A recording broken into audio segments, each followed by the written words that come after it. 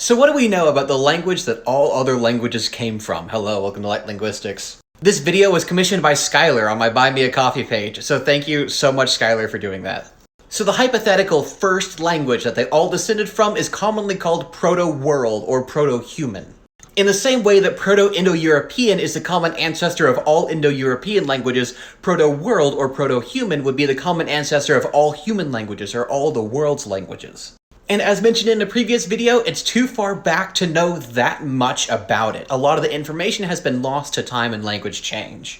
That being said, we can determine from the fossil record that Homo sapiens probably developed language about 50 to 70,000 years ago. But some estimates go back 100 or 200,000 years, so there's really quite a range it could be spoken in. It was probably spoken in Africa because that's where Homo sapiens originated.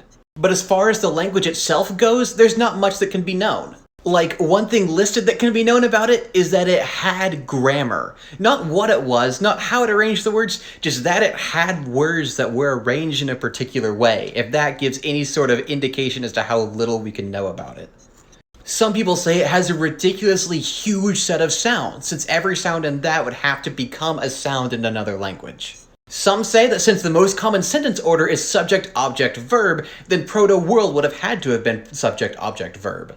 But this is all just speculation. A lot of these theories have just one or two names behind them, and none of them are accepted by the wide scientific community. Some scientists reject that all languages came from the same source, instead asserting that Homo sapiens invented language multiple times. This theory is regarded as implausible because it's unlikely that something as complex as language arose multiple times on multiple independent occasions. It was also kind of used to justify racism in the early 20th century, so there's a bit of problematic stuff with that too. But some people have tried using historical linguistic methods to reconstruct it.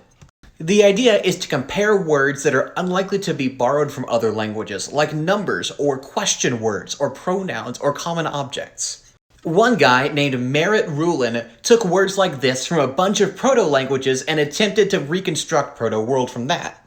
It's worth noting that there's not much backing for the proto-languages that he based this on either, such as Amerind or Eurasian or Dene-Caucasian.